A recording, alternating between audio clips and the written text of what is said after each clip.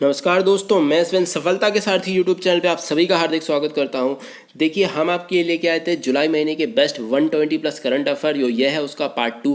Part 1 पहले आ चुका है, इस वीडियो के डिस्क्रिप्शन में लिंक दी हुई है। अगर आपने यह नहीं देखा है तो पहले आप जाके पार्ट 1 देखिए, उसके बाद पार्ट 2 देखिए, जिससे जुलाई महीने के बेस्ट 120 प्लस करंट अफेयर्स आपके कवर हो जाएं। देखिए, CHSL का एग्जाम आने वाला है, जेल प्रेरी के फॉर्म भरे जा रहे हैं, कई सारे एग्जाम आ रहे हैं, तो उसकी दृष्टि से यह वीडियो काफ़ी इंपॉर्टेंट हो जाती है। तो शुरुआत से अंतिम तक इस वीडियो को पूरा देखिए। तो चलिए शुरू करते हैं। हाल ही में किसे बांग्लादेश में भारत के अगले हाई कमिश्नर के रूप में अपॉइंट किया गया? देखिए, कॉमनवेल्थ कंट्रीज़ में अपॉइंट होते हैं हाई कमिश्नर्स, बाकी कंट्रीज़ में अपॉइंट होते हैं एम्बेसडर्स। तो इनको आप याद रखिएगा। अब इनके नाम क्या है? इनका नाम है बिक्रम दुरई स्वामी।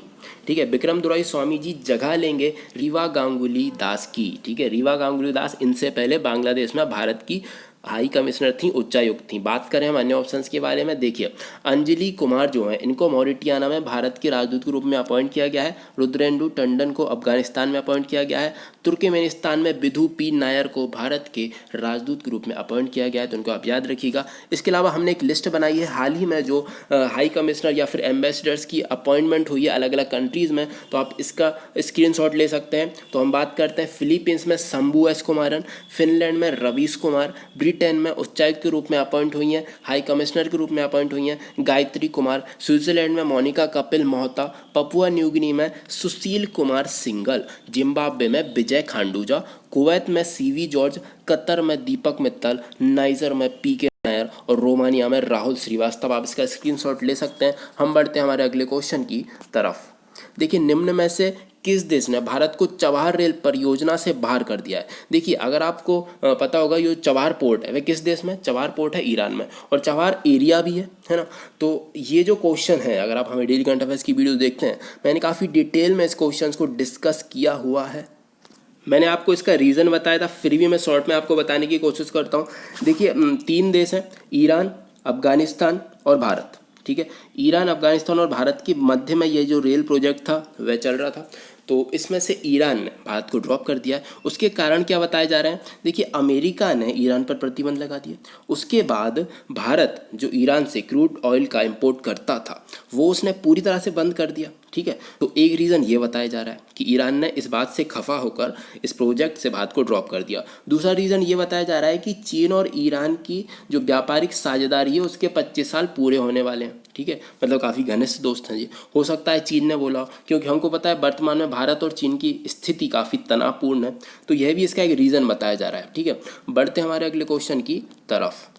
हाल ही में किसे भारतीय क्रिकेट कंट्रोल बोर्ड BCCI ने अपना इंतरिम मुख्य कार्यकारी अधिकारी मतलब कि CEO अपॉइंट किया है? अगर मैं इनके बारे में बात करूं तो इनका नाम है हेमांग अमीन। हेमांग अमीन जगह लेंगे राहुल जौहरी की, और हेमांग अमीन जो हैं यह इंडियन प्रीमियर लीग के चीफ ऑपरेटिंग ऑफिसर भी हैं। देखिए, बात अगर हम करें क्रिकेट से जुड़े हुए कुछ करंट अफेयर्स के बारे में, तो हाल ही में विजडन ने राहुल द्रविड़ को लास्ट 50 ईयर का बेस्ट टेस्ट बल्लेबाज घोषित कर दिया। इसके अलावा रविंद्र जडेजा जो हैं इनको 21वीं शताब्दी के 21वीं सेंचुरी के मोस्ट वैल्यूएबल प्लेयर का लूप में इनको घोषित किया गया है विजडन के ही द्वारा, और विजडन को कहा जाता है बाइबल ऑफ क्रिकेट। इसको भी आप याद रखिएगा। बात करते हैं हम अन्य ऑप्शंस के बारे में। देखिए, क्लेयर कॉनोर, इनके बारे में अगर मैं बात करूं तो जो मैरीलेबॉन क्रिकेट क्लब है इसकी ये पहली महिला अध्यक्ष बनी है। अगर मैं बात करूं वसीम जाफ़र के बारे में, तो वसीम जाफ़र उत्तराखंड क्रिकेट टीम के मुख्य कोच नियुक्त हुए हैं। तो उनको भी आप याद रखिएगा। बात करें हम नितिन मेनन के बारे में, तो नितिन मेनन भारतीय एम्पायर हैं और ये ICC के एलिट पैनल में शामिल हुए हैं। तो उनको आप याद रखिएगा। बढ़ते हैं। हाल ही में किसे infra businesses leader of the year 2020 से सम्मानित किया गया? अगर मैं इनके बारे में बात करूं तो इनका नाम है वेद प्रकाश दुदेजा। देखिए, Ved Prakash Dudeja ji rail land development authority RLDA के वर्तमान में वाइस चेयरमैन हैं, और वेद प्रकाश जी को उनके इंफ्रास्ट्रक्चर डेवलपमेंट में सहयोग के लिए infra business leader of the year 2020 का अवार्ड दिया गया है। तो इसको आप याद रखिएगा। अगर हम बात करें अन्य ऑप्शंस के बारे में, देखिए जो किरण मजूमदार 100 हैं यह भी इम्पोर्टेंट हो जाती हैं। क्यों इम्पोर्टेंट हो जाती हैं? क्योंकि यह एंटरप्रेन्योर ऑफ द ईयर का अवार्ड इन्हें दिया गया है, और यह पहली भारतीय महिला बनी है जिनको एंटरप्रेन्योर ऑफ द ईयर का अवार्ड दिया गया हो। अब मैं बात करूं C रंगराजन के बारे में, तो RBI की पूर्व गवर्नर C रंगराजन को सबसे पहला पीसी महालनोबिस अवार्ड मिला है। देखिए महालनोबिस के बारे में मैं बात करूं तो इनको फादर ऑफ इंडियन स्टैटिस्टिक कहा जाता है। आपको कमेंट में लिख के ये बताना है कि स्टैटिस्टिक डे किस दिन को सेलिब्रेट किया जाता है, उसकी डेट लिखिए। बात करें मैन ऑप्शंस के बारे में, देखिए बिनी महाजन जो लिखी हुई हैं, बिनी महाजन पंजाब की पहली महिला मुख्य सचिव बनी है, तो उनको भी आप याद रखिएगा। बढ़ते हैं हमारे अगले क्वेश्चन की तरफ। हाल ही में एशियन डेवलपमेंट बैंक ने किसे अपना नया उपाध्यक्ष अपॉइंट किया है? देखिए यह क्वेश्चन भी इम्पोर्टेंट हो जाता है। पहले तो हम इनकी बात करें तो इनका नाम है अशोक लवासा जी। वर्तमान में यह भारत के चुनाव आयुक्त हैं, इसलिए क्वेश्चन इम्पोर्टेंट हो जाता है। देखिए यह जगह लेंगे दिवाकर गुप्ता जी की, और इनका कार्यकाल 31 अगस्त को समाप्त हो रहा है। किनका? दिवाकर गुप्ता जी का। उसके बाद आएंगे अशोक लवासा जी।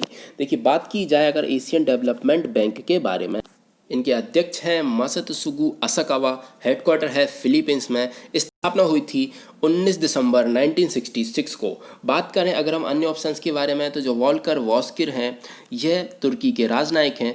इनको यूनाइटेड नेशन जनरल असेंबली के अध्यक्ष के रूप में अपॉइंट किया गया है, तो उनको आप याद रखिएगा। कार्मेन रेनहार्ट जो हैं इनको वर्ल्ड बैंक की मुख्य अर्थशास्त्री के रूप में अपॉइंट किया गया हाल ही में, तो यह भी इंपॉर्टेंट हो जाती हैं। बात करें ब्रजेंद्र नवनीत के बारे में तो देखिए इनको हाल ही में वर्ल्ड ट्रेड ऑर्गेनाइजेशन में भारत के स्थायी प्रतिनिधि के रूप में अपॉइंट किया गया है, तो इनको भी आप याद रखिएगा। बढ़ते हैं हमारे अगले क्वेश्चन की तरफ। हाल ही में किसे ग्लोबल ह्यूमैनिटेरियन अवार्ड 2020 से सम्मानित किया गया? अगर मैं इनके बारे में बात करूं तो देखिए इनका नाम है सचिन अवस्थी जी। सचिन अवस्थी जी ने गंगा की स्वच्छता के लिए कई कार्य किए हैं।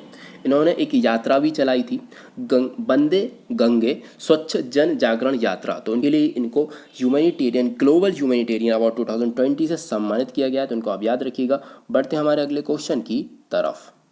हाल ही में चाइना ने किस दूरसंचार उपग्रह को सफलतापूर्वक लॉन्च किया है? देखिए अगर मैं इसके बारे में बात करूं तो यह उपग्रह है एपस्टार 6D। देखिए यह सैटेलाइट लगभग 50 गीगावाट पर सेकंड की क्षमता वाला स्पीड कम्युनिकेशन प्रदान करेगा, और यह जो जियो स्टेशनरी ऑर्बिट में रहेगा लगभग 15 सालों के लिए। देखिए इसके अलावा चीन ने और भी कई सैटेलाइट लॉन्च किए हैं। इस वर्ष चीन ने काफ़ी कार्य किया है, जैसे कि चीन ने एक नेविगेशन सैटेलाइट लॉन्च किया जिसका नाम है वेइदो 3GE03, ये इसका नाम है, इसको आप याद रखिएगा। देखिए इसके अलावा बात की जाए अगर अन्य ऑप्शंस के बारे में तो जो अमेजोनिया वन है इसको लॉन्च किया है भारत ने, और यह उपग्रह है ब्राज़ील का। अमेजोन के जंगलों की जो निगरानी करने के लिए इस सैटेलाइट को लॉन्च किया गया है। अब मैं बात करूं OFAC 60 के बारे में, तो OFAC 60 एक मिलिट्री सैटेलाइट है। देखिए इसको आप याद रखिएगा। इसको लॉन्च किया गया है इजराइल के रक्षा मंत्रालय के द्वारा। अगर मैं बात करूं सेर्गेई कोरोलेव के बारे में तो यह इंपॉर्टेंट हो जाता है, क्योंकि यह पहला सैटेलाइट था जिसको अंतरिक्ष में भेजा गया हो, पहला कृत्रिम सैटेलाइट था, पहला मानव निर्मित सैटेलाइट था, 1957 में भेजा गया था सोवियत संघ के द्वारा, तो इंपॉर्टेंट है, याद रखिएगा। बढ़ते हैं हमारे अगले क्वेश्चन की। हाल ही में कौन स्पोर्ट्स अड्डा के नए ब्रांड एम्बेसडर बनाए गए? अगर मैं इनके बारे में बात करूं तो यह है ऑस्ट्रेलिया के तेज गेंदबाज ब्रेटली। देखिए जो स्पोर्ट्स अड्डा है यह एक भारतीय समाचार और सूचना का प्लेटफॉर्म है। अगर मैं बात करूं अन्य ऑप्शंस के बारे में, देखिए हाल ही में विराट कोहली जी को फोर्ब्स के द्वारा जो 100 टॉप एथलीट्स थे सबसे ज़्यादा कमाई करने वाले, तो उस लिस्ट में ये शामिल थे, 66 प्लेस पर थे। रविंद्र जडेजा का हम काफ़ी डिस्कस कर चुके हैं, इनको विजडन के द्वारा 21st सेंचुरी के मोस्ट वैल्यूएबल प्लेयर के रूप में इनको घोषित किया गया है। ऐसे ही राहुल द्रविड़ का भी हम डिस्कस कर चुके हैं, तो इसलिए बढ़ते हैं हमारे अगले क्वेश्चन की तरफ। हाल ही में फाकफाक ने इस्तीफा दे दिया है, वह किस देश के प्रधानमंत्री थे? तो फाकफाक प्रधानमंत्री थे ट्यूनीशिया के। अगर मैं ट्यूनीशिया के बारे में बात करूं तो यह एक नॉर्थ अफ्रीकन कंट्री है, और बात की जाए इसकी जो कैपिटल है वह क्या है? ट्यूनीशिया की कैपिटल है ट्यूनिस, करेंसी है ट्यूनीशियन दीनार, और जो वर्तमान में प्रेसिडेंट है वह है कैस सैयद। बात करें अगर हम अर्जेंटीना के बारे में, अन्य ऑप्शंस में जो लिखा हुआ है, तो देखिए इसकी जो अर्जेंटीना के बारे में अगर मैं बात करूं तो अर्जेंटीना की जो कैपिटल है वह है ब्यूनस आयरेस, और करेंसी है अर्जेंटीना पीसो, एवं हाल ही में इसके प्रेसिडेंट नियुक्त हुए हैं, उनका नाम है अल्बर्टो फर्नांडिस। बात की जाए इथोपिया के बारे में, देखिए इथोपिया की पहली महिला प्रेसिडेंट के रूप में अपॉइंट किया गया है साहले वर्क जेबड़े को। क्वेश्चन इंपोर्टेंट है, आ सकता है, याद रखिएगा। कैपिटल है अदीस अवावा। बात की जाए करेंसी की तो वह है इथोपियन बिर। बढ़ते हैं हमारे अगले क्वेश्चन की तरफ। रेलवे ने सुरक्षित यात्रा सुनिश्चित करने के लिए कौन सा कोच विकसित किया है? तो इस कोच का नाम है पोस्ट कोविड कोच। जैसे वर्तमान में कोरोना की स्थिति काफ़ी खतरनाक चल रही है, तो उसके लिए रेलवे ने मदद की है।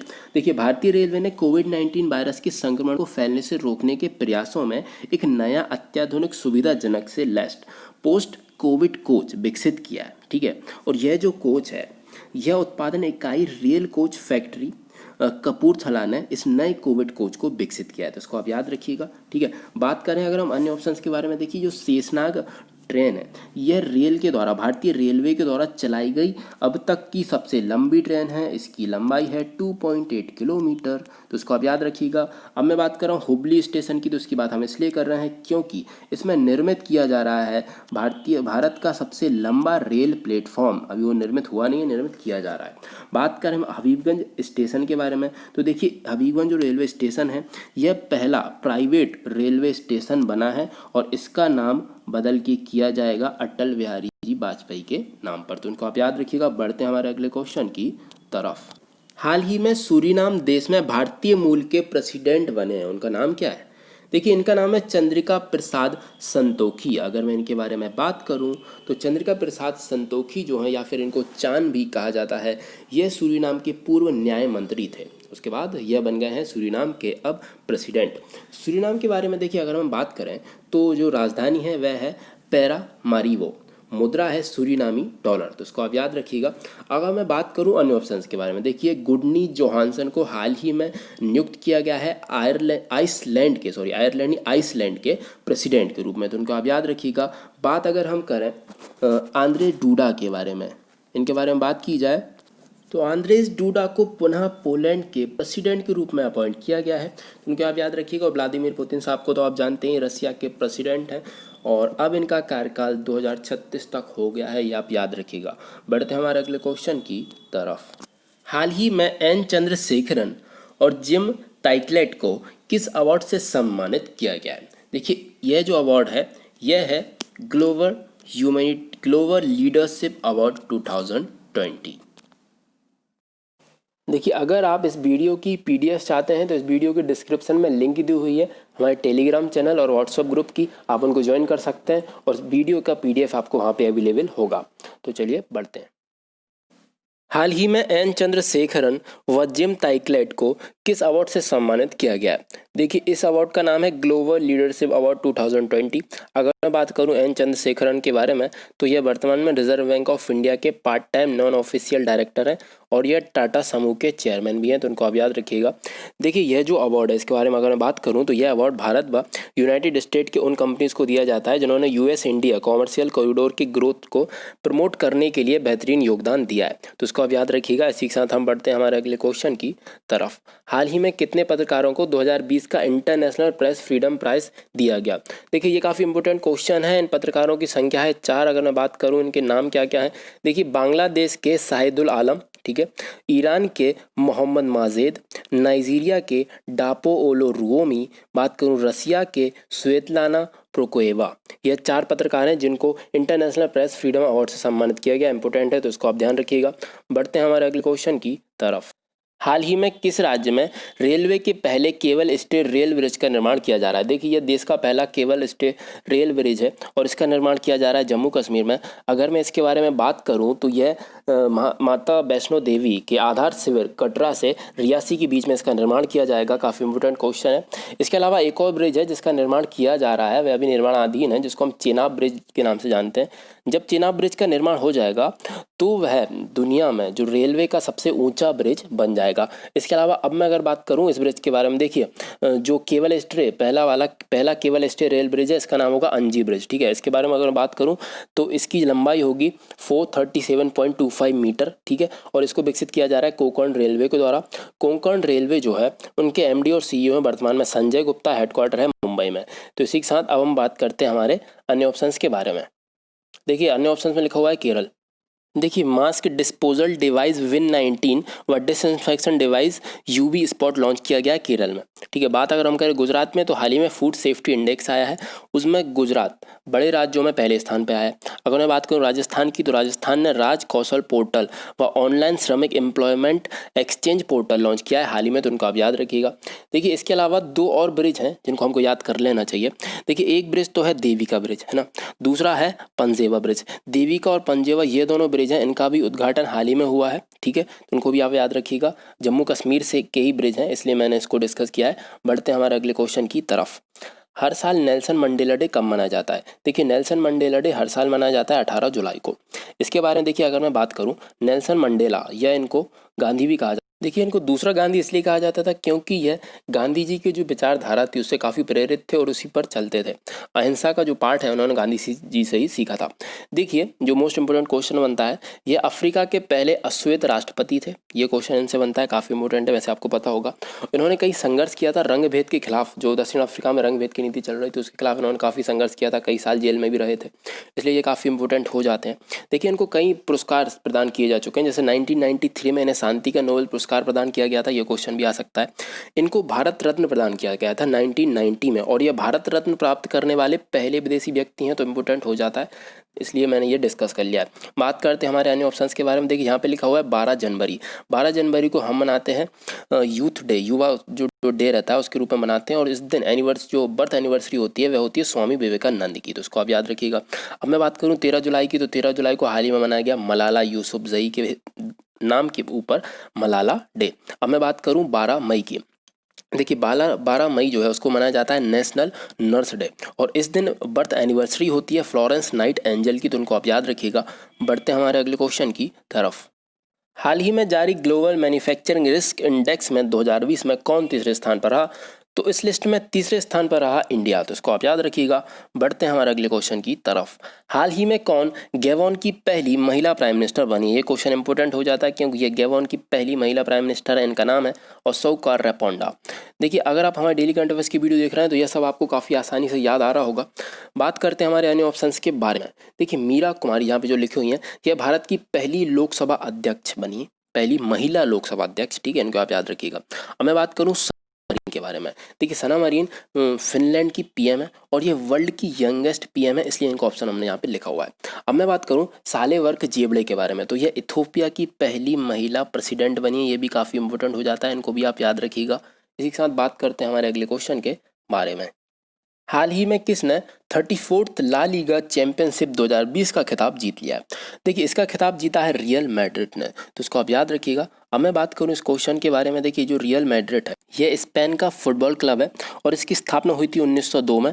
वर्तमान में इसके जो हेड कोच हैं वह हैं जिनेडाइन जिडाने, तो इसको आप याद रखिएगा। अगर मैं बात करूँ फीफा के बारे में, देखिए वर्तमान में भारत की जो फीफा रैंकिंग है वो है 108। 2019 में भी 108 थी, अभी भी 108 है, वह उसी रैंकिंग पे बरकरार है। इसके अलावा मैं कुछ और क्वेश्चंस के बारे में बात करता हूं जो फुटबॉल से रिलेटेड है। 2022 का women's Asia cup football tournament Bharat में आयोजित किया जाएगा, इसको आप याद रखिएगा। इसके अलावा और कुछ क्वेश्चंस के बारे में बात करूं, देखिए जैसे फीफा है, फीफा का फुल फॉर्म क्या है? Federation of international football. इसका हेडक्वार्टर कहाँ पे है? वह है जूरिक स्विट्जरलैंड में। स्थापना हुई थी 1904 में। वर्तमान में इसके हेड कौन है? तो वह गियानी इन्फेंटिनो इसके हेड है। देखिए बढ़ते हैं हमारे अगले क्वेश्चन की तरफ। हाल ही में किसे एसबीआई कार्ड्स के एमडी और सीईओ के रूप में अपॉइंट किया गया है? अगर मैं इनके बारे में बात करूं तो इनका नाम है अश्विनी कुमार तिवारी। देखिए जो एसबीआई कार्ड्स है, एसबीआई कार्ड्स को हाल ही में स्टॉक मार्केट में लिस्टेड किया गया है, तो ये इंपॉर्टेंट चीज़ है, इसको आप याद रखिएगा।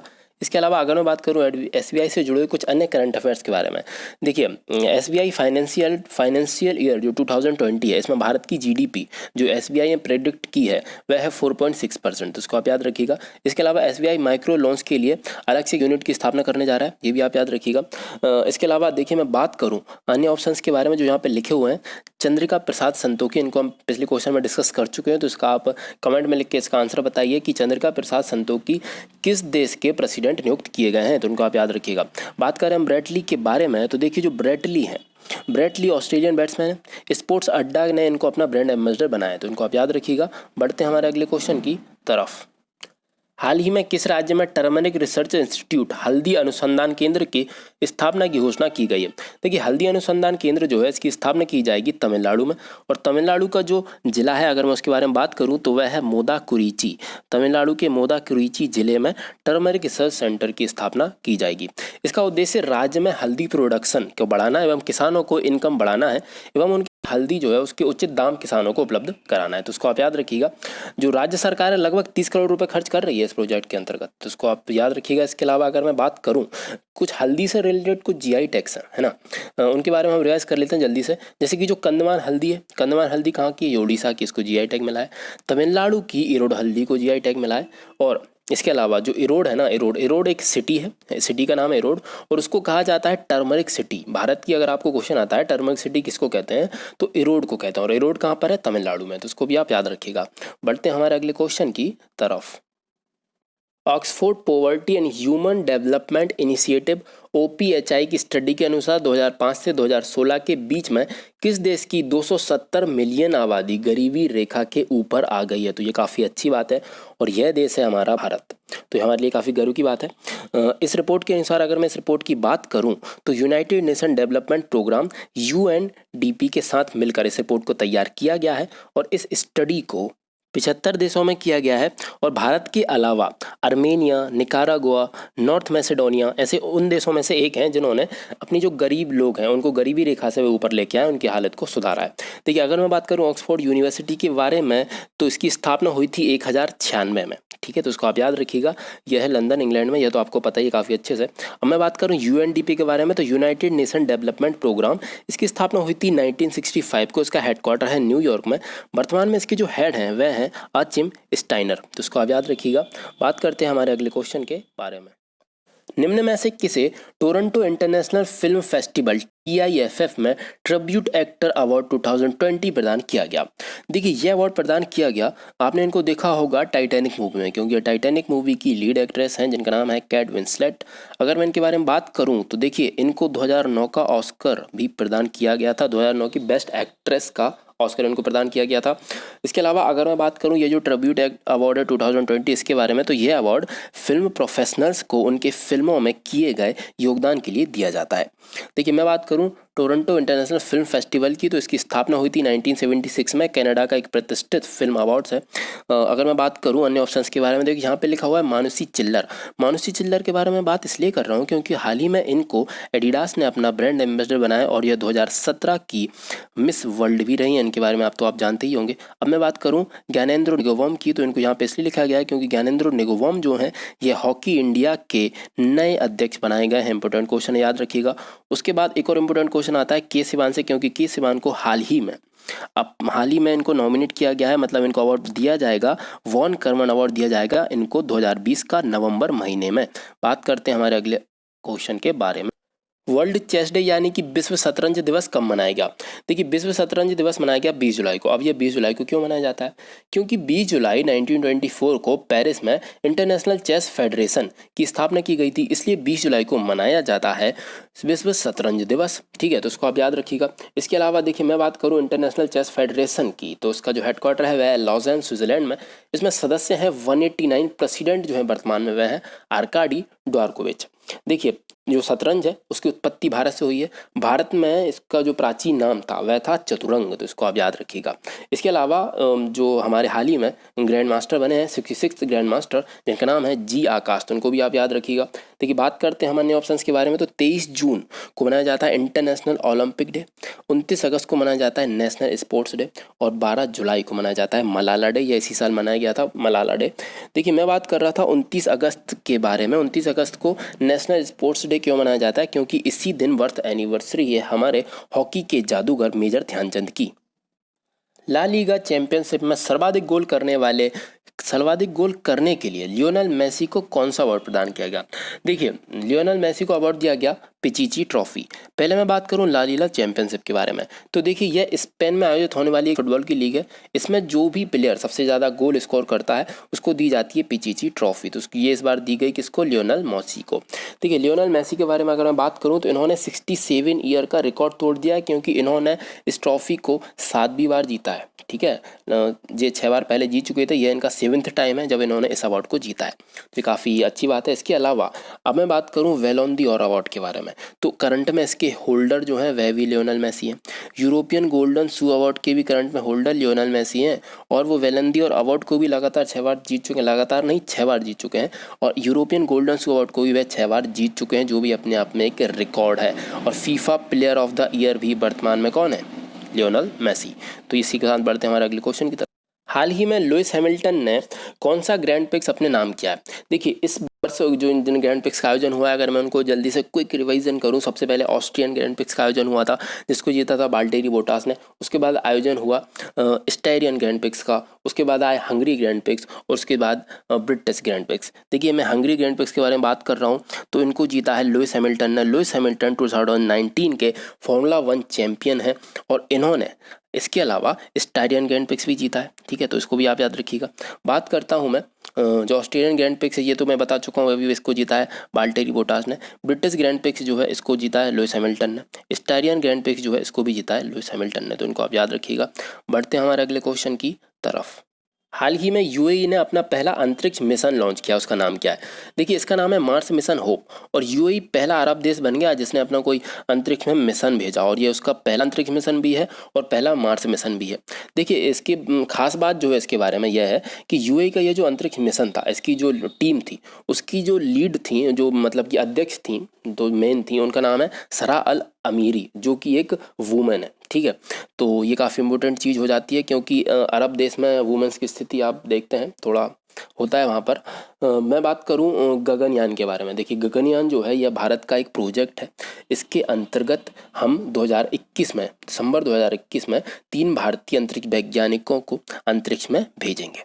अब हम बात करें आदित्य L1 की, तो यह भारत का मिशन है जिसके अंतर्गत सूर्य का अध्ययन करने के लिए भारतीय अंतरिक्ष जो है, अंतरिक्ष वैज्ञानिक जो है वह लगे हुए हैं। बात अगर मैं करूं मॉम के बारे में, तो देखिए मार्स ऑर्बिट मिशन, यह भारत का पहला मार्स मिशन था और यह सफल था पूरी तरह से, तो काफ़ी गर्व की बात है। तो बढ़ते हैं हमारे अगले क्वेश्चन की। हाल ही में किसने 2020 का नेल्सन मंडेला अवार्ड जीत लिया है? देखिए 2020 का नेल्सन मंडेला अवार्ड जीता है मरियाना वर्दिनोइस व गिनियन डॉक्टर मॉरिसाना ने, तो उनको आप याद रखिएगा। देखिए ये जो बाकी ऑप्शंस लिखे हुए हैं इनको हम काफ़ी अच्छे से डिस्कस कर चुके हैं। अगर आपको यह सब याद आ रहे हैं तो इनको कौन कौन से अवार्ड मिलने वाले हैं या मिल चुके हैं, तो आप कमेंट में लिख के हमको बताइए। बात करते हैं हमारे अगले क्वेश्चन के बारे में। हाल ही में किस प्रख्यात गणितज्ञ का निधन हो गया है? देखिए हाल ही में प्रोफेसर CS शेषाद्री का निधन हो गया है। ये प्रख्यात गणितज्ञ थे, और इनके नाम पर जो एल्जेब्रिक ज्योमेट्री है, उन्होंने इनके नाम पर एक कांस्टेंट दिया था जिसका नाम था शेषाद्री कांस्टेंट, और 2009 में इनको पद्म भूषण से सम्मानित किया गया था, तो इनको आप याद रखिएगा। मैथ की अगर बात हो रही है तो एक इंपॉर्टेंट क्वेश्चन है जो मैं आपको बताना चाहता हूँ। मैथ की दुनिया में जो सबसे महान गणितज्ञ जो मैथमेटिशियन होते हैं उनको एक अवार्ड दिया जाता है जिनका नाम है एवेल अवार्ड, और यह अवार्ड नॉर्वे के किंग के द्वारा दिया जाता है, तो इसको आप याद रखिएगा। इसी के साथ हम बढ़ते हैं हमारे अगले क्वेश्चन की तरफ। हाल ही में इंडिया ने किस देश के साथ पासएक्स पैसेज एक्सरसाइज का आयोजन किया है? देखिए यह जो एक्सरसाइज है इसका आयोजन किया गया हिंद महासागर में, और यह एक, जैसा कि आप देख सकते हैं यहाँ पर समुद्र बना हुआ है, तो यह एक नौसेना का युद्ध अभ्यास है, और यह भारत और अमेरिका की नौसेनाओं ने इसमें हिस्सा लिया। इसमें अमेरिका का दुनिया का सबसे घातक जो एयरक्राफ्ट कैरियर है जिसका नाम है निमित्ज, उसने इसमें हिस्सा लिया था, और वह अमेरिका का है। तो देखा जाए काफ़ी अच्छा युद्ध अभ्यास था, क्योंकि अभी वर्तमान में चीन और भारत के मध्य तनाव की स्थिति बनी हुई है। ऐसे में इस युद्ध अभ्यास का आयोजन किया जाना काफ़ी अच्छी बात है। देखिए मैं बात कर रहा था अमेरिका के बारे में। देखिए अमेरिका जो है उससे जुड़े हुए काफ़ी अन्य करंट अफेयर्स भी हैं, जैसे कि अमेरिका ने हाल ही में WHO से अलग होने की घोषणा कर दी है। अमेरिका में दुनिया की पहली योग विश्वविद्यालय भारत के बाहर बनाया जा रहा है जिसका नाम है वायु विवेकानंद योगा यूनिवर्सिटी, तो उसको आप याद रखिएगा। इसके अलावा देखिए एक और युद्ध अभ्यास होता है जो आपको याद रखना है, मालाबार युद्ध अभ्यास। इसको मैं इसलिए रिवाइज करा रहा हूँ क्योंकि वैसे तो यह अमेरिका, भारत और जापान के बीच में होता है, लेकिन इस वर्ष भारत ने ऑस्ट्रेलिया को भी आयोजित किया है इस युद्ध अभ्यास के लिए। अब मैं बात करता हूँ हमारे अगले क्वेश्चन के बारे में। हाल ही में लालजी टंडन का निधन हो गया है। वह किस राज्य के राज्यपाल थे? देखिए, मध्य प्रदेश के राज्यपाल लालजी टंडन का निधन हो गया है।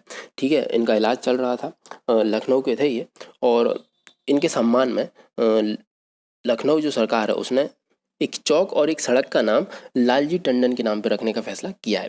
देखिए, बात हो रही है मध्य प्रदेश की, तो क्यों ना हम कुछ योजना के बारे में डिस्कस करें। जैसे कि रोको टोको जो अभियान है वह मध्य प्रदेश सरकार द्वारा चलाया जा रहा है। हमारा घर हमारा विद्यालय, यह अभियान भी चलाया जा रहा है मध्य प्रदेश सरकार के द्वारा। और स्ट्रीट वेंडर जो प्रोग्राम है उसको लॉन्च करने वाला, मतलब उसको सही तरीके से अप्लाई करने वाला पहला राज्य बना है मध्य प्रदेश। संबल योजना जो है वह मध्य प्रदेश में चल रही है, तो उसको आप याद रखिएगा। किल कोरोना अभियान और इंतजार आपका अभियान, ये सब भी मध्य प्रदेश में ही चल रहे हैं, तो उनको आप याद रखिएगा। बढ़ते हैं हमारे अगले क्वेश्चन की तरफ।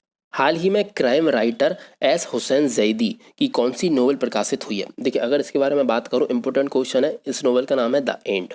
ठीक है, the end game, the end game, ठीक है, याद रखिएगा। अब मैं बात करता हूं, इनने कई और नोवेल्स भी लिखी हुई हैं, जैसे कि Black Friday, Mafia Queens of Mumbai.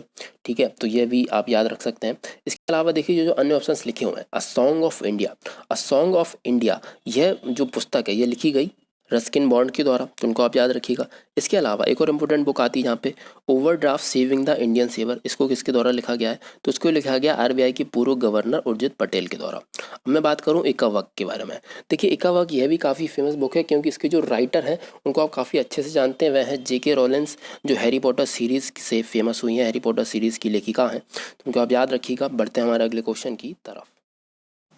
हाल ही में लागू किया गया कंज्यूमर प्रोटेक्शन एक्ट 2019 निम्न में से किसका स्थान लेगा? देखिए, यह स्थान लेगा कंज्यूमर प्रोटेक्शन एक्ट 1986 का। तो इसको आप याद रखिएगा। इसकी कुछ मुख्य बातें हैं। इसके अंतर्गत central consumer protection authority CCPA की स्थापना की जाएगी। सीसीपीए कंज्यूमर्स के जो अधिकार हैं उनकी रक्षा करेगी और सभी कानूनों को लागू भी करवाएगी।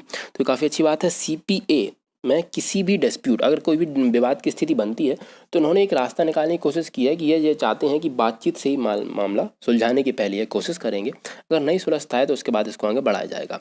देखिए, अब मैं बात करूं अन्य ऑप्शंस के बारे में। देखिए, सिटीजन अमेंडमेंट एक्ट जो है 1955, इसका स्थान लेगा सिटीजन अमेंडमेंट एक्ट 2016, जो कि 2019 में पारित हुआ है। इसको आप याद रखिएगा। इसके अलावा अब मैं बात करूं मोटर व्हीकल एक्ट 1988 की, तो यह जो है इसका स्थान कौन सा एक्ट लेगा? तो इसका स्थान लेगा मोटर व्हीकल एक्ट 2019, याद रखिएगा, इंपॉर्टेंट है।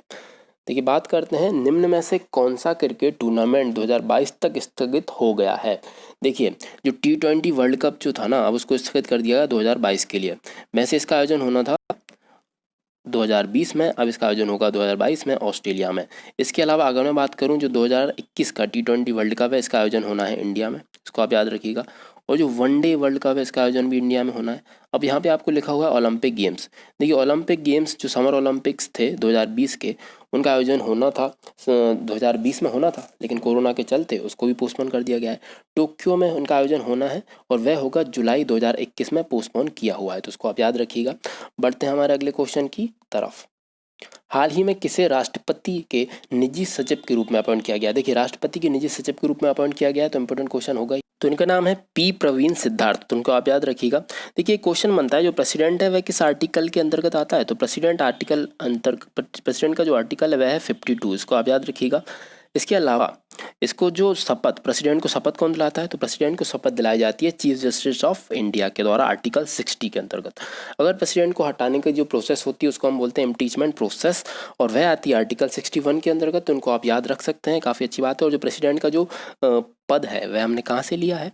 वह हमने लिया है यूएसए से, तो याद रखिएगा। मिनिमम एज है 35। बात करते हैं हमारे अगले क्वेश्चन के बारे में। हाल ही में स्पेसएक्स ने साउथ कोरिया के फर्स्ट मिलिट्री सैटेलाइट को लॉन्च किया, उसका नाम क्या है? देखिए, इसका नाम है एनासिस सेकेंड, काफ़ी इंपॉर्टेंट है। देखिए, स्पेसएक्स अमेरिका की एक स्पेस एजेंसी है, इसके द्वारा लॉन्च किया गया है एनासिस सेकेंड। अब मैं बात करूं अन्य ऑप्शंस के बारे में। देखिए, इसको हम हाल ही में डिस्कस कर चुके हैं, यूएई का यह पहला मार्स मिशन है, होप। इसके अलावा अगर मैं बात करूं चाइना की, तो इसको हम डिस्कस कर चुके हैं, जो चाइना का कम्युनिकेशन सैटेलाइट है। ठीक है, बात करें हम ब्राज़ील की, तो अमेजोनिया 1, इसकी भी बात हो चुकी है। अमेजोनिया 1 जो है यह ब्राज़ील का सैटेलाइट है, इसको लॉन्च किया गया इसरो के द्वारा, याद रखिएगा। बात अगर मैं करूँ इसराइल की, तो जो ओफेक 16 है, यह इसराइल का मिलिट्री सैटेलाइट है, इसको याद रखिएगा, और इसको भी लॉन्च किया गया है हाल ही में। हाल ही में कहाँ वायुसेना के कमांडरों का सम्मेलन शुरू हुआ है? देखिए वायुसेना जो है इसके कमांडरों का सम्मेलन हुआ है न्यू दिल्ली में, इसको आप याद रखिएगा। इसके बारे में अगर मैं बात करूं, यह 3 दिवसीय सम्मेलन होगा, है ना। और air chief marshal RKS Bhadauria इस सम्मेलन की अध्यक्षता करेंगे। भारतीय वायुसेना की स्थापना हुई थी 8 अक्टूबर 1932 को, इसलिए 8 अक्टूबर को मनाया जाता है वायुसेना दिवस के रूप में। हेडक्वार्टर न्यू दिल्ली में है ही। अगर मैं बात करूँ चीफ ऑफ आर्मी स्टाफ की, तो वह तो चीफ ऑफ एयर स्टाफ की तो वह है RKS भदौरिया। और vice chief of air staff है एयर मार्शल हरजीत सिंह अरोरा, तो उनको आप याद रखिएगा। बात करते हैं हमारे अगले क्वेश्चन के बारे में। हाल ही में किस राज्य ने गोधन न्याय योजना का शुभारंभ किया? देखिए गोधन न्याय योजना का शुभारंभ किया है छत्तीसगढ़ राज्य ने, इसको आप याद रखिएगा। इसके अंतर्गत राज्य सरकार पशुपालकों को 2 रुपये प्रति किलोग्राम की दर से गोबर उनसे खरीदेगी, ठीक है। इसके बाद वुमेन सेल्फ हेल्प ग्रुप जो हैं उनको यह गोबर दिया जाएगा ताकि वह वहाँ पे वर्मी कंपोस्ट तैयार कर सकें, खाद तैयार कर सकें। फिर यह खाद किसानों को 8 रुपये प्रति किलोग्राम की दर से वह सरकार बेचेगी। तो देखा जाए काफ़ी अच्छी स्कीम है, इसको आप देख सकते हैं। मैं बात करता हूँ छत्तीसगढ़ के बारे में। तो जो छत्तीसगढ़ है, छत्तीसगढ़ ने राजीव गांधी किसान न्याय योजना की शुरुआत भी की है, तो इसको भी आप याद रखिएगा। बढ़ते हैं हमारे अगले क्वेश्चन की तरफ। हाल ही में किसे गुल्वेंकियन प्राइज फॉर ह्यूमैनिटी के लिए चुना गया है? देखिए यह है ग्रेटा थनबर्ग, आप इनके बारे में काफ़ी अच्छे से जानते होंगे, यह काफ़ी चर्चा में रही हैं। यह जो है यह स्वीडन की मात्र 17 वर्ष की इन्वायरमेंटल एक्टिविस्ट है, इनको आप याद रखिएगा। यह जो अवार्ड है गुल्वेंकियन पुरस्कार, यह इनको प्रदान किया गया इनके उत्कृष्ट कार्यों के लिए, पर्यावरण व जलवायु परिवर्तन के लिए इन्होंने जो कार्य किए थे। देखिए ग्रेटा थनबर्ग जो है इनको 2019 व 2020 में लगातार 2 बार नोबेल पुरस्कारों के लिए इनको नॉमिनेट किया गया, तो ये भी आप याद रखिएगा। और टाइम्स मैगजीन ने जो youngest time person of the year के रूप में इनको घोषित किया था, और विश्व की 100 प्रभावशाली महिलाओं में इनको शामिल किया गया है, तो उनको आप याद रखिएगा। देखिए अन्य ऑप्शंस के बारे में बात करूं, जो एम नेत्रा हैं यह तमिलनाडु की हैं, इनको UNDP ने goodwill ambassador for the poor घोषित किया है, इनको आप याद रखिएगा। बढ़ते हैं हमारे अगले क्वेश्चन की तरफ। हाल ही में चाइना ने अपना पहला इंडिपेंडेंट मार्स मिशन लॉन्च किया है, उसका नाम क्या है? तो उसका नाम है तियावेन फर्स्ट। देखिए यह जो मार्स मिशन है यह पूरी तरह से इंडिपेंडेंट है, चाइना ने किसी देश पर निर्भर होकर यह नहीं किया है। वैसे चाइना इस वर्ष स्पेस के मामले में काफ़ी ज़्यादा उसने सैटेलाइट्स को भेजा है, जैसे कि जो वेदोई है, यहाँ पे लिखा हुआ है वेदोई 3G03, यह एक नेविगेशन सैटेलाइट है। ये गूगल की, जैसे आप देखते हैं जो गूगल मैप है उसके तर्ज पर इसको विकसित किया गया है। NSS सेकंड, इसके बारे में हम बात कर चुके हैं हाल ही में, आप इसको याद करिए और कमेंट में लिख के बताइए। OFAC 16, वैसे ये दोनों के दोनों मिलिट्री सैटेलाइट हैं, तो आप इनके बारे में बताइए ये किस कंट्री के हैं, ठीक है। बात करते हैं हमारे अगले क्वेश्चन के बारे में। हाल ही में भारत ने स्वदेशी निर्मित एंटी टैंक गाइडेड मिसाइल का सफल परीक्षण किया है, उसका क्या नाम है? देखिए इसका नाम है ध्रुवस्त्र, और इसको विकसित किया है DRDO ने, ठीक है, काफ़ी इंपॉर्टेंट हो जाता है। इसके अलावा DRDO ने हाल ही में एक ड्रोन भी डेवलप किया है जिसका नाम है भारत, ये भी आप याद रखिएगा।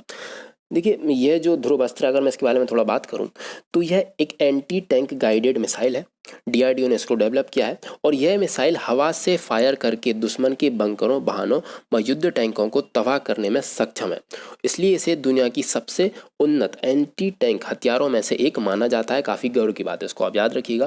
देखिए इसके अलावा जो यहाँ पे लिखा हुआ है जर्मी क्लीन जो है यह भी विकसित किया गया, किसके द्वारा? DRDO के द्वारा। इसके अंतर्गत जर्मी क्लीन की अगर मैं बात करूँ, सैनिकों की जो वर्दियां हैं उनको सैनिटाइज करने के लिए इसको विकसित किया गया। और यहाँ पे लिखा है ध्रुप्स जो है यह भी एक UV सैनिटाइजर है जिसको डेवलप किया गया DRDO के द्वारा। बढ़ते हैं हमारे अगले क्वेश्चन की तरफ। हाल ही में प्रधानमंत्री नरेंद्र मोदी जी ने वीडियो कॉन्फ्रेंसिंग के जरिए इंडियन आइडल समिट 2020 को संबोधित किया है। इसकी इस बार की थीम क्या है? देखिए इसके बारे में अगर मैं बात करूं, पहले हम बात करते हैं इसको होस्ट किसने किया है। इसको होस्ट किया USIBC ने, United state India business council की 75th एनिवर्सरी पर इसको आयोजित किया गया, और 1975 में USIBC की स्थापना की गई थी। अब हम बात कर रहे हैं इसकी थीम के बारे में। देखिए इसकी जो इस बार की थीम है वह है बिल्डिंग अ बेटर फ्यूचर। यहाँ पर लिखा हुआ है क्लाइमेट नेचर। यह इस बार के अर्थ डे की थीम है जो मनाया जाता है 22 अप्रैल को, याद रखिएगा। बात में करूं सपोर्ट नर्सेज एंड मिडवाइफ्स की, तो यह इस बार के नर्स डे की थीम है जो मनाया जाता है 12 मई को, तो यह भी आपको याद होना चाहिए। बढ़ते हैं हमारे अगले क्वेश्चन की तरफ। हाल ही में कौन सा देश इंटरनेशनल सोलर अलायंस समझौते पर हस्ताक्षर करने वाला 87वीं कंट्री बन गया है? इस देश का नाम है निकारागुआ। देखिए इसके बारे में अगर मैं बात करूं तो जो निकारागुआ है इसकी जो राजधानी है वह है मैनागुआ। यहाँ पर लिखा हुआ है इंटरनेशनल सोलर अलायंस। देखिए मैं आपको एक एग्जाम्पल देके बताता हूँ। यहाँ पर ये हो गई अपनी अर्थ, यहाँ पर है tropic of cancer, tropic of capricorn. अब जो सूर्य की सबसे ज़्यादा रोशनी है वो इसी हिस्से में पड़ेगी, क्योंकि यहाँ से सूर्य की सीधी रोशनी पड़ेगी। तो जो ज़्यादातर सदस्य हैं ना इंटरनेशनल सोलर अलायंस के, जो ज़्यादातर सदस्य कंट्रीज़ है ना वह इसी रीजन में पाई जाती हैं। बस मैं इसके लिए यह बताना चाहता था। देखिए इंटरनेशनल सोलर अलायंस का जो हेडक्वार्टर है वह है गुरुग्राम हरियाणा में, इसको आप याद रखिएगा। बढ़ते हैं हम हमारे अगले क्वेश्चन की तरफ। हाल ही में किस देश को विश्व व्यापार संगठन वर्ल्ड ट्रेड ऑर्गेनाइजेशन ने ऑब्जर्वर का दर्जा दिया है? देखिए यह देश है Turkmenistan. Turkmenistan world trade organisation में 25वां ऑब्जर्वर बना है, तो इसको आप याद रखिएगा। देखिए वर्ल्ड ट्रेड ऑर्गेनाइजेशन के बारे में अगर मैं बात करूं तो इसका हेडक्वार्टर है जेनेवा स्विट्जरलैंड में। स्थापना हुई थी 1 जनवरी 1995 को। वर्तमान में प्रेसिडेंट है रोबर्टो एजेवेडो। देखिए हम बात कर रहे हैं तुर्कमेनिस्तान के बारे में। तुर्कमेनिस्तान एक सेंट्रल एशिया की कंट्री है। राजधानी है अश्गाबाद। मुद्रा है तुर्कमेन न्यूमनात। राष्ट्रपति हैं गुरबागुली वेदी मोहम्मदेव। देखिए बात करें हम, देखिए जब भी WTO के बारे में बात आएगी तो आपको याद आना चाहिए ब्रजेंद्र नवनीत का नाम। क्यों याद आना चाहिए? क्योंकि हाल ही में ब्रजेंद्र नवनीत को वर्ल्ड ट्रेड ऑर्गेनाइजेशन में भारत के स्थायी प्रतिनिधि के रूप में चुना गया है। इसलिए हम बढ़ते हैं हमारे अगले क्वेश्चन की तरफ। हाल ही में भारतीय नौसेना का सबसे बड़ा सौर ऊर्जा संयंत्र कहाँ शुरू हुआ? देखिए भारतीय नौसेना का सबसे बड़ा सौर ऊर्जा संयंत्र शुरू किया गया केरल के एजीमाल में, और यह जो सौर ऊर्जा संयंत्र है इसकी क्षमता होगी 3 मेगावाट, तो उसको आप याद रखिएगा। देखिए बात की जा रही है भारतीय नौसेना के बारे में, तो भारतीय नौसेना के जो नेवी चीफ है हमारे, उनका नाम क्या है? तो उनका नाम है एडमिरल करमबीर सिंह। और एक और क्वेश्चन आता है, 22 चीफ से भी काफ़ी क्वेश्चन आते हैं तो उनको भी देख लेते हैं। तो वह हैं हमारे अशोक कुमार, तो उनको आप याद रखिएगा। नेवी के वाइस चीफ हैं अशोक कुमार। देखिए 4 दिसंबर को मनाया जाता है नेवी डे के रूप में, इसको आप याद रखिएगा। यहाँ पर लिखा हुआ है रीवा जो है हाल ही में मध्य प्रदेश के रीवा में प्रधानमंत्री नरेंद्र मोदी जी ने एशिया के सबसे बड़े सोलर प्लांट का उद्घाटन किया है। उसकी क्षमता है 750 मेगावाट। गुरुग्राम में मैं बता चुका हूँ solar alliance, international solar alliance है, उसका हेडक्वार्टर है, याद रखिएगा। बढ़ते हमारे अगले क्वेश्चन की तरफ। निम्न में से कौन सा देश भविष्य में भारत को हैमर मिसाइल देगा? देखिए हैमर मिसाइल लगाई जाएगी राफेल विमान में, और राफेल विमान की जो डील है वह फ्रांस से चल रही है, जिसकी हाल ही में पहली डिलीवरी फ्रांस कर चुका है 29 जुलाई को, जिसमें 5 राफेल विमानों को भारत को सौंप दिया गया है। तो देखिए ये जो हैमर है, अगर मैं इसके फुल फॉर्म की बात करूँ तो इसका नाम है highly agile modular munition extended range, और यह एयर टू ग्राउंड मिसाइल है। इसकी क्षमता होगी 60 से 70 किलोमीटर, इसको आप याद रखिएगा। देखिए अब बात हो रही है फ्रांस की, तो हाल ही में जीन कास्टेक्स को फ्रांस के प्रधानमंत्री के रूप में अपॉइंट किया गया है, ये आपको याद आना चाहिए। इसके अलावा इसकी कैपिटल है पेरिस। पेरिस किस नदी के किनारे है? तो पेरिस है सीन नदी के किनारे, ये क्वेश्चन आता है। राष्ट्रपति हैं इमैनुअल मैक्रोन, तो याद रखिएगा। बढ़ते हैं हमारे क्वेश्चन की तरफ। हाल ही में किस देश ने MGTD-20 gas turbine 3D printed aircraft engine का सफल उड़ान परीक्षण किया है? देखिए यह देश है रसिया।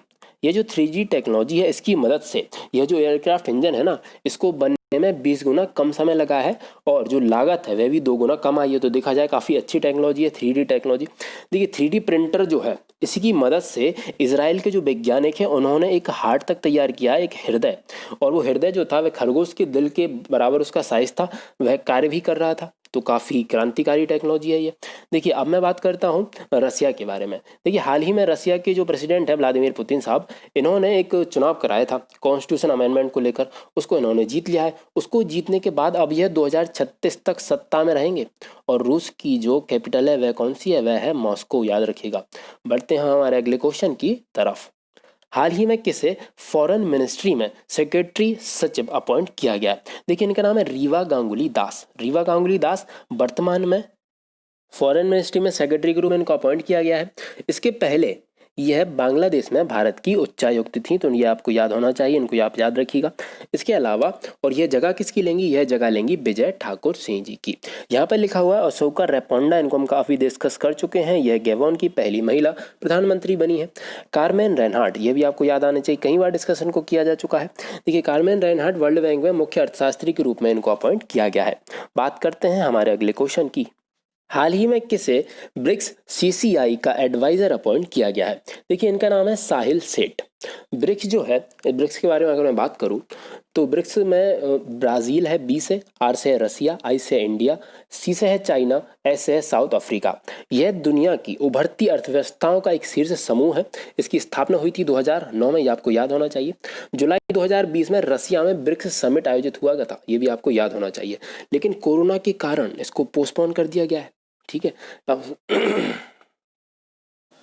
हाल ही में किसे ब्रिक्स सीसीआई का एडवाइजर अपॉइंट किया गया? देखिए इनका नाम है साहिल सेठ। देखिए मैं बात करूं अगर ब्रिक्स के बारे में, तो ब्रिक्स में बी से होता है ब्राज़ील, आर से रसिया, आई से इंडिया, सी से चाइना और एस से साउथ अफ्रीका। यह विश्व की उभरती हुई अर्थव्यवस्थाओं का एक समूह है जिसकी स्थापना हुई थी 2009 में। देखिए इसकी 2020 में इसका जो समिट था वह आयोजित होना था रसिया में, लेकिन कोरोना वायरस के फैलाव के चलते इसको पोस्टपोन कर दिया गया है।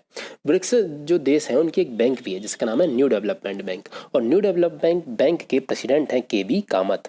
देखिए इसकी स्थापना हुई थी 15 जुलाई 2014 को न्यू डेवलपमेंट बैंक की, तो उनको आप याद रखिएगा। हेडक्वार्टर कहाँ पर है? वह संघाई चाइना में, क्वेश्चन आता है। बात करूँ मैं ब्रजेंद्र नवनीत के बारे में, अभी मैं बात कर चुका हूँ, तो हम बात करते हैं टी एस त्रिमूर्ति के बारे में। देखिए यूनाइटेड नेशन में भारत के स्थायी प्रतिनिधि के रूप में इनको नियुक्त किया गया है, टी एस त्रिमूर्ति को, तो याद रखिएगा। बढ़ते हमारे अगले क्वेश्चन की तरफ। भारतीय सेना के पराक्रम का प्रतीक कारगिल दिवस कब मनाया गया? देखिए अगर आप हमारे डेली करंट अफेयर्स की वीडियो देख रहे हैं तो उसको मैंने काफ़ी डिटेल में एक्सप्लेन किया था कारगिल दिवस के बारे में। देखिए 26 जुलाई को भारतीय सेना ने पाकिस्तानी सेना से अपनी सारी चौकियां जीत ली थी, इसलिए 26 जुलाई 1999 को यह जीत हुई थी, इसलिए 26 जुलाई को हम मनाते हैं कारगिल विजय दिवस के रूप में। काफ़ी शौर्य वाला युद्ध था ये, भारतीय सेना ने अद्भुत पराक्रम दिखाया था। संपूर्ण विश्व ने भारतीय सेना की प्रशंसा की थी और पाकिस्तान की सबने कड़े शब्दों में निंदा की थी।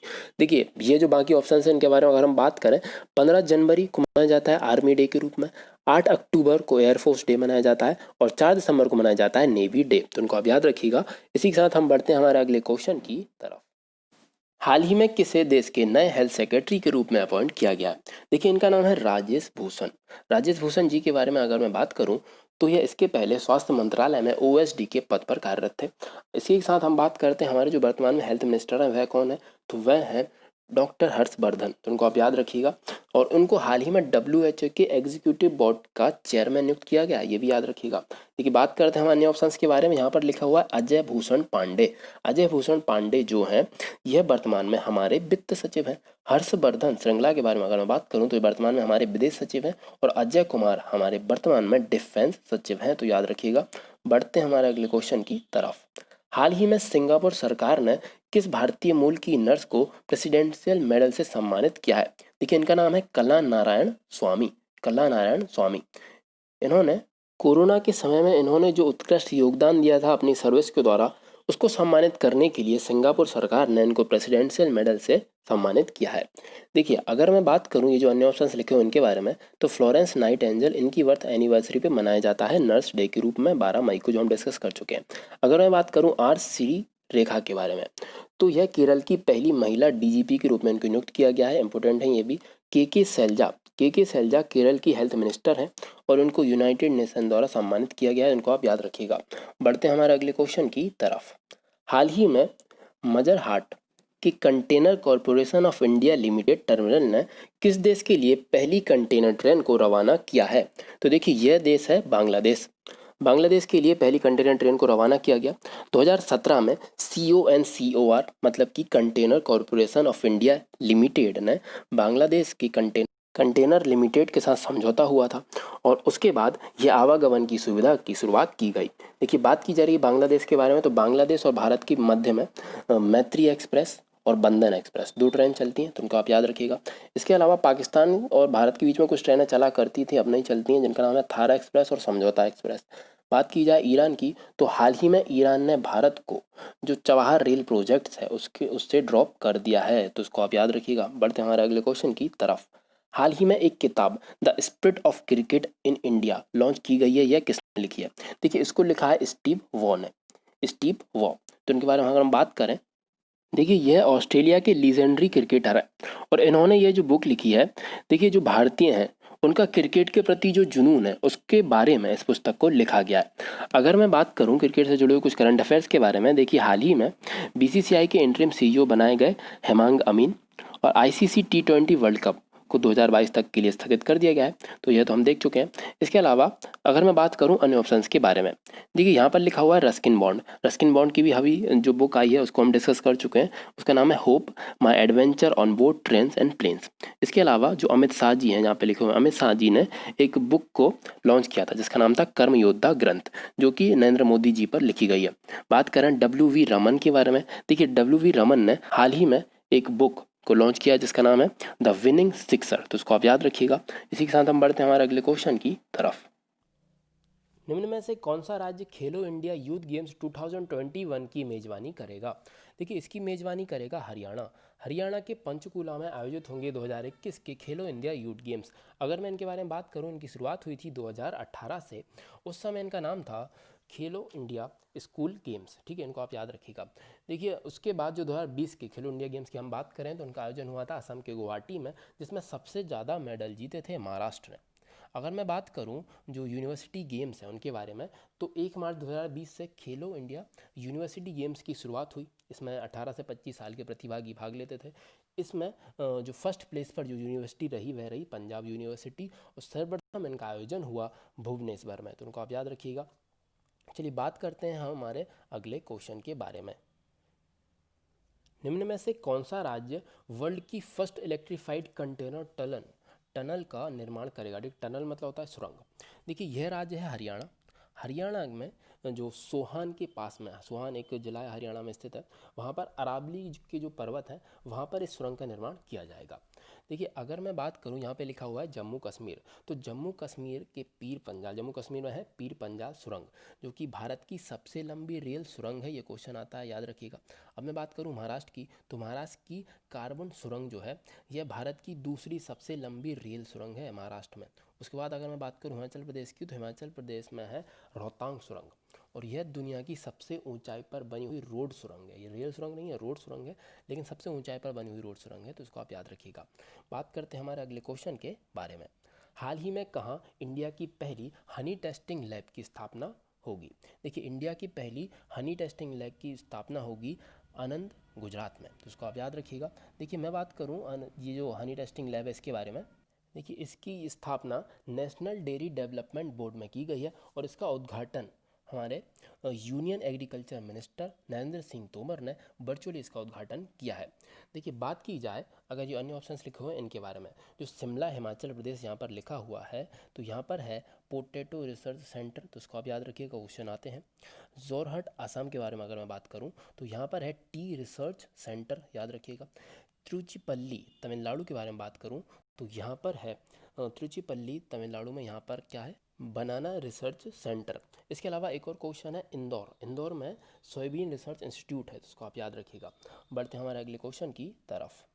हाल ही में केंद्रीय स्वास्थ्य मंत्री डॉक्टर हर्षवर्धन ने मौसम के पूर्वानुमान के लिए कौन सा ऐप लॉन्च किया है? देखिए यह जो ऐप है इसका नाम है मौसम ऐप। यह लगभग जानकारी देगा मौसम के पूर्वानुमान के बारे में, और यह जो ऐप है इसको दिन में 8 बार अपडेट किया जाएगा। यह ऐप लगभग 200 शहरों में टेम्परेचर, ह्यूमिडिटी, विंड स्पीड एवं विंड डायरेक्शन के साथ साथ मौजूदा मौसम की भी जानकारी देगा। तो देखा जाए तो काफ़ी अच्छा ऐप है। इसके अलावा जो डॉक्टर हर्षवर्धन हैं इन्होंने और भी कई ऐप को लॉन्च किया है, जैसे कि ई ब्लड सर्विस ऐप को इन्होंने लॉन्च किया, ठीक है। इसके अलावा इन्होंने एक और ऐप लॉन्च किया है जिसका नाम है आयुष संजीवनी ऐप, याद रखिएगा। देखिए बात करते हैं हमारे अन्य ऑप्शंस के बारे में। यहाँ पर लिखा हुआ है मेघ संदेश ऐप। इसके बारे में अगर मैं बात करूँ तो बेंगलोर में इसको लॉन्च किया गया है मौसम की जानकारी देने के लिए, मेघ संदेश ऐप। अब मैं बात करूँ एयरवेंटी ऐप के बारे में। देखिए ये जो एयरवेंटी ऐप है इसको हाल ही में लॉन्च किया गया है। इसकी मदद से मुंबई के लोग सरकारी या प्राइवेट हॉस्पिटल्स में बेड व वेंटिलेटर्स की उपलब्धता का पता लगा सकते हैं। ई ब्लड सर्विस ऐप के बारे में बात कर ही चुका हूँ। चलिए बढ़ते हैं हमारे अगले क्वेश्चन की तरफ। हाल ही में कौन ट्यूनीशिया के नए प्रधानमंत्री अपॉइंट किए गए? देखिए हिचैम मिचीची इनका नाम है, इनको अपॉइंट किया गया ट्यूनीशिया के नए प्रधानमंत्री के रूप में। देखिए मैं अगर बात करूं ट्यूनीशिया के बारे में, ट्यूनीशिया के राष्ट्रपति कौन है, तो वह है कैस सैयद। राजधानी है ट्यूनिस, मुद्रा है ट्यूनीशियन दीनार, तो इसको आप याद रखिएगा। इसके अलावा जो यहाँ पर लिखे हुए हैं इनको हम डिस्कस कर चुके हैं। आप इनको याद करिए या आप इनको याद आते हैं तो कमेंट में लिखकर बताइए। बढ़ते हैं हमारे अगले क्वेश्चन की तरफ। देखिए ये इसके पहले एक लिस्ट बनी हुई है, आप इस लिस्ट को देख सकते हैं, काफ़ी इंपॉर्टेंट लिस्ट है क्योंकि इसमें हाल ही में नियुक्त हुए प्रेसिडेंट व प्राइम मिनिस्टर्स को कवर किया गया। आप स्क्रीनशॉट ले सकते हैं। जैसे कि इजराइल में जो पीएम है बेंजामिन नेतन्याहू, ये फिर से इजराइल के पीएम बने हैं। आयरलैंड की अगर मैं बात करूं तो माइकल मार्टिन। अफगानिस्तान के प्रेसिडेंट हैं अशरफ घनी। पीएम है अब्दुल्ला। मालावी की बात की जाए तो यहाँ के प्रेसिडेंट हैं लाजरस चकवेरा। फ्रांस की बात की जाए तो पीएम जीन कास्टेक्स। इथोपिया में साले वर्क जेबड़े इनकी मैं बात कर चुका हूँ, पहली महिला प्रेसिडेंट इथोपिया की। गैबॉन की पहली महिला प्रधानमंत्री ओसोका रेपोंडा, इनकी बात की जा चुकी है। चलिए बढ़ते हैं हमारे अगले क्वेश्चन की तरफ। भारत सरकार ने कश्मीरी सैफरॉन को जीआई टैग दिया है, वह किस राज्य में? देखिए जैसा कि इसके नाम से स्पष्ट है, यह जम्मू कश्मीर के राज्य की है। देखिए जीआई टैग सर्टिफिकेशन के बाद कई चीज़ें हो जाती हैं, जैसे कि अब केसर में मिलावट नहीं होगी, केसर के जो किसान हैं उनको बेहतर दाम मिलेगा, जो घटिया क्वालिटी की केसर है ना कश्मीरी केसर, वह हट जाएगी। तो ये देखा जाए तो जीआई टैग देने से काफ़ी फ़ायदा भी होता है। जीआई टैग एक तरह से यह रिप्रेजेंट करता है कि कोई भी प्रोडक्ट उस पर्टिकुलर रीजन का है, उस पर्टिकुलर रीजन में उगाया जाता है, बेस्ट क्वालिटी वहाँ पे उगाई जाती है। देखिए इसके अलावा जहाँ पे लिखा हुआ है झारखंड यहाँ पे नहीं लिखा हुआ है, तो मैं मन से बता देता हूँ। भारत सरकार ने कश्मीरी सैफरॉन को जीआई टैग दिया है, ये किस राज्य की है? देखिए कश्मीरी सैफरॉन है तो जम्मू कश्मीर की ही होगी। जीआई टैग के बारे में अगर मैं बात करूं तो इसके बारे में हम कई बार डिस्कस कर चुके हैं। ये उन प्रोडक्ट्स को दिया जाता है जो किसी पर्टिकुलर रीजन से बिलोंग करते हैं। देखिए जीआई टैग मिलने के बाद काफ़ी फायदे होते हैं, जैसे कि अब जो मिलावटी केसर है वह मार्केट में नहीं आएगी, और जो घटिया क्वालिटी की केसर है वह भी नहीं आएगी, और केसर के अच्छे दाम मिलेंगे किसानों को, काफ़ी फ़ायदा होगा। और इसके बाद होगा क्या, जो कश्मीर घाटी है जहाँ पर ये केसर उगाई जाती है, तो उसको दुनिया के नक्शे पर उसको एक जगह मिलेगी, ठीक है, पहचान बढ़ेगी। देखिए अब हम बात करते हैं, हाल ही में तेलंगाना के तेलिया रुमाल व झारखंड के सोहरई खोरबा पेंटिंग को भी जीआई टैग प्रदान किया गया है, तो उसको भी आप याद रखिएगा। देखिए बढ़ते हैं हमारे अगले क्वेश्चन की तरफ। हाल ही में United nation secretary general Antonio Guterres ने किसे एडवाइजरी ग्रुप में नामित किया है? देखिए इनका नाम है अर्चना सोरंग। इनके बारे में अगर हम बात करें तो यह जो एडवाइजरी ग्रुप है ना, इसमें लगभग 7 यंग सदस्य हैं, और इनको इसलिए रखा गया है क्योंकि जो क्लाइमेट चेंज हो रहा है तो उसकी कंडीशंस के बारे में ये अपने क्या सुझाव देते हैं, वह अपने सुझाव देंगे एवं उससे निपटने के रास्ते बताएंगे। देखिए अब हम बात करें यूनाइटेड नेशन के बारे में, तो इसकी स्थापना हुई थी 24 अक्टूबर 1945 को। हेडक्वार्टर है कैलिफोर्निया में। वर्तमान में इसके सेक्रेटरी जनरल हैं एंटोनियो गुटेरेस, और हाल ही में तुर्की के राजनायक वोल्कर वॉस्किर को यूनाइटेड नेशन जनरल असेंबली के 75वें अध्यक्ष के रूप में चुना गया है। इसके अलावा आपको यहाँ पर लिखा दिखेगा विक्रम दुराई स्वामी, तो ये हाल ही में बांग्लादेश में भारत के नए राजदूत के रूप में इनको अपॉइंट किया गया है। अगर मैं बात करूंगा रुद्रेंद्र टंडन के बारे में, तो उनको अफगानिस्तान में भारत के राजदूत के रूप में अपॉइंट किया गया है। आंद्रेज डूडा के बारे में अगर मैं बात करूं तो ये पोलैंड के फिर से राष्ट्रपति बन गए हैं, तो उनको आप याद रखिएगा। बढ़ते हैं हमारे अगले क्वेश्चन की तरफ। Quest for restoring financial stability in India, यह बुक किसके द्वारा लॉन्च की गई है? देखिए इस बुक को लॉन्च किया गया है डॉक्टर विरल वी आचार्य के द्वारा। यह जो बुक है इसमें भारत की इकोनॉमी को ग्रोथ करने के लिए कई प्लान्स एवं कई तरीके बताए गए हैं। देखिए डॉक्टर विरल वी आचार्य आरबीआई के पूर्व डेप्यूटी गवर्नर हैं, तो उनको आप याद रखिएगा। देखिए आपको यहाँ पर लिखे हुए दिख रहे हैं रघुराम राजन, तो रघुराम राजन ने हाल ही में एक बुक लिखी है जिसका नाम है द थर्ड पिलर। इसके अलावा बिमल जालान, यह भी आरबीआई के पूर्व गवर्नर है, इन्होंने लिखी है रेसिडेंट इंडिया। और वाई वी रेड्डी, इनके द्वारा लिखी गई बुक का नाम है इंडियन फिस्कल फेडरलिज्म, यह भी आरबीआई के पूर्व गवर्नर हैं, तो उनको आप याद रखिएगा। बढ़ते हैं हमारे अगले क्वेश्चन की तरफ। हाल ही में जारी नई शिक्षा नीति के अंतर्गत इसमें से किस मंत्रालय का नाम बदलकर शिक्षा मंत्रालय कर दिया गया है? देखिए एचआरडी मिनिस्ट्री जो है, अब इसका नाम होगा शिक्षा मंत्रालय। देखिए नई शिक्षा नीति लागू हो चुकी है। नई शिक्षा नीति जो है, इसके पहले जो शिक्षा नीति लागू हुई थी वह हुई थी 1986 में, उसके बाद अब हुई है।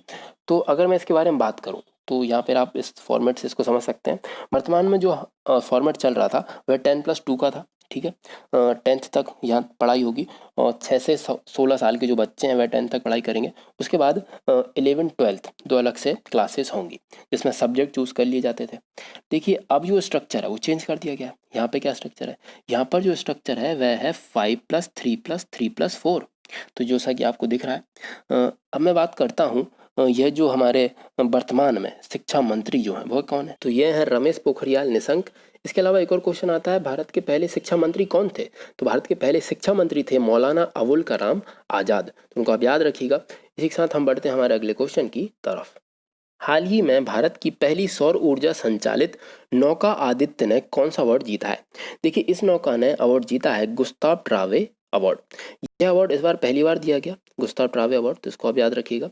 देखिए यह जो है यह भारत की पहली सौर ऊर्जा से संचालित नौका है, तो इसको आप याद रखिएगा, आदित्य इसका नाम है।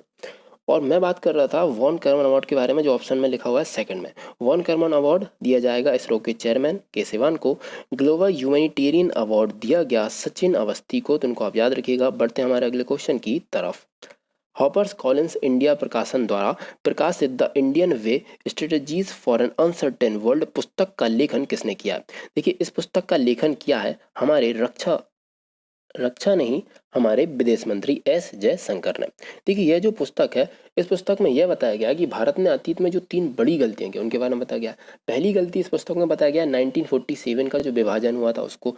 उसके बाद भारत की आर्थिक सुधार में की गई देरी, क्योंकि चीन ने जब जो अपने आर्थिक सुधार स्टार्ट किया था उसके लगभग 1.5 दशक बाद हमने अपने आर्थिक सुधार को स्टार्ट किया। उसके बाद जो परमाणु विकल्प थे उनको प्राप्त करने में भारत ने देरी की है। तो ये 3 मेजर गलतियां हैं जिसको इस बुक में दर्शाया गया है। देखिए इसके अलावा बाकी जो ऑप्शन हैं इनको हम काफ़ी अच्छे से डिस्कस कर चुके हैं। इसमें से एक ऑप्शन है एम वेंकैया नायडू, इसके बारे में हम बात करते हैं। एम वेंकैया नायडू ने एक बुक लॉन्च की थी जिसका नाम है future of higher education 9 mega trends, तो उनको आप याद रखिएगा। इसी के साथ हम बढ़ते हैं हमारे अगले क्वेश्चन की तरफ। हाल ही में लखनऊ में सड़क का नाम किस पूर्व सांसद एवं राज्यपाल के नाम पर रखा गया है? देखिए यह है लालजी टंडन, मध्य प्रदेश के यह राज्यपाल थे। इनका निधन हो गया है हाल ही में, और इनका लखनऊ चौक चौराहे एवं लखनऊ हरदोई रोड, इन दोनों का नाम बदलकर अब टंडन जी के नाम पर रखा जाएगा। तो देखिए हम बात करें ये जो अन्य ऑप्शन लिखे हैं इनके बारे में।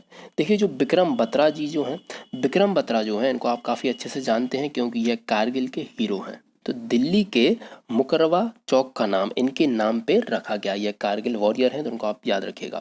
देखिए अब हम बात करते हैं, यहाँ पे लिखा हुआ है आपको भारत माता चौक। तो जम्मू कश्मीर का जो सिटी चौक है उसका नाम बदल के रखा गया है भारत माता चौक। अब मैं बात करता हूँ श्यामा प्रसाद मुखर्जी, इनके नाम पर भी जो हल्दिया पोर्ट है ना, अब उसका नाम बदल के रखा जाएगा श्यामा प्रसाद मुखर्जी पोर्ट, तो उनको आप याद रखिएगा। बढ़ते हैं हमारे अगले क्वेश्चन की तरफ। हाल ही में इंटरनेशनल टाइगर डे कब मनाया गया? देखिए इंटरनेशनल टाइगर डे मनाया गया 29 जुलाई को। 29 जुलाई को मनाया गया इंटरनेशनल टाइगर डे। और एक इम्पोर्टेंट क्वेश्चन बनता है इससे, देखिए पूरी दुनिया के लगभग 70% बाघ भारत में पाए जाते हैं। पूरी दुनिया में लगभग 3900 बाघ हैं, उनमें से 2967 सिर्फ इंडिया में ही पाए जाते हैं। देखिए 1973 यह सन आपको याद होना चाहिए क्योंकि 1973 को ही प्रोजेक्ट टाइगर की शुरुआत हुई थी। क्वेश्चन आता है, इंपॉर्टेंट है, याद रखिएगा। देखिए अगर मैं बात करूँ अन्य ऑप्शंस के बारे में तो 11 जुलाई को मनाया जाता है वर्ल्ड पॉपुलेशन डे। 18 जुलाई को मनाया जाता है इंटरनेशनल नेल्सन मंडेला डे।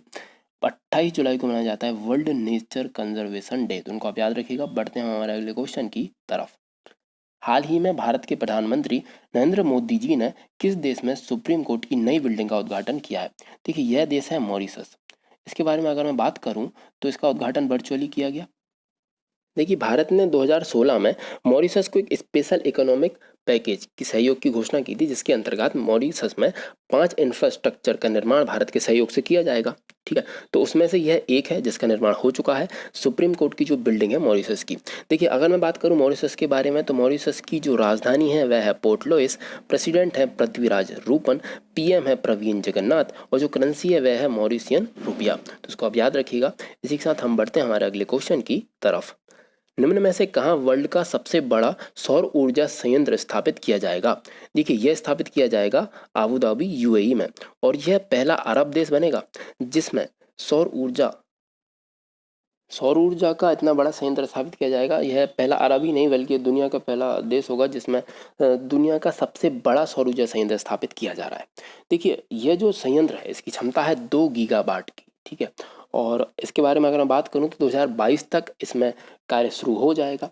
अब मैं बात कर रहा हूं आबू धाबी के बारे में। तो आबू धाबी कैपिटल है यूएई की। यूएई का फुल फॉर्म है यूनाइटेड अरब एमिरेट। करेंसी है यूएई दिरहम। प्रेसिडेंट है खलीफा बिन जायल अल नाहयान।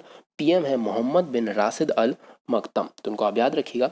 देखिए यूएई से काफ़ी क्वेश्चंस बनते हैं, जैसे कि विश्व की पहली आर्टिफिशियल इंटेलिजेंट की जो यूनिवर्सिटी है उसकी स्थापना भी यूएई में हुई है। ठीक है, उसका नाम क्या है? तो उसका नाम है मोहम्मद बिन जायद यूनिवर्सिटी, तो उसको आप याद रखिएगा। बात करते हैं हमारे अगले क्वेश्चन के बारे में। हाल ही में कौन टेस्ट क्रिकेट में 500 विकेट लेने वाले विश्व के 7वें बॉलर बन गए? देखिए टेस्ट क्रिकेट जो है इसमें इंग्लैंड की तेज गेंदबाज स्टुअर्ट ब्रॉड ने वेस्ट इंडीज के खिलाफ खेलते हुए तीसरे टेस्ट मैच में अपने करियर के 500 विकेट पूरे किए और वे ऐसा करने वाले दुनिया के 7वें व इंग्लैंड के दूसरे बॉलर बन गए हैं। तो उनको आप याद रखिएगा, इनका नाम है स्टुअर्ट ब्रॉड। देखिए अब हम बात करते हैं ये जो अन्य ऑप्शंस लिखे हुए हैं इनके बारे में। देखिए यह लिस्ट है जिन्होंने सबसे ज़्यादा विकेट लिए हैं, जिनमें जो मुथैया मुरलीधरन है वह इस लिस्ट में टॉप पर है क्योंकि उन्होंने 800 विकेट लिए हैं। अनिल कुंबले जी को आप यहाँ पर देख सकते हैं, यह इस लिस्ट में थर्ड प्लेस पर है। यह इंडिया के, आप इनको काफ़ी अच्छे से जानते होंगे, 619 विकेट लिए हैं इन्होंने। अगर मैं बात करूँ जेम्स एंडरसन की, देखिए जेम्स एंडरसन जो है वह दूसरे तो स्टुअर्ट ब्रॉड है, तो पहले जो जेम्स एंडरसन पहले इंग्लैंड के बॉलर हैं जिन्होंने 500 से ज़्यादा विकेट लिए हैं। तो उनको आप याद रखिएगा। इसी के साथ हमारी ये वीडियो यहीं पे समाप्त करते हैं। अगर आपको हमारी ये वीडियो पसंद आए तो इसको ज़्यादा से ज़्यादा लाइक कीजिए, दोस्तों के साथ शेयर कीजिए। कल फिर मिलेंगे दोस्तों। जय हिंद।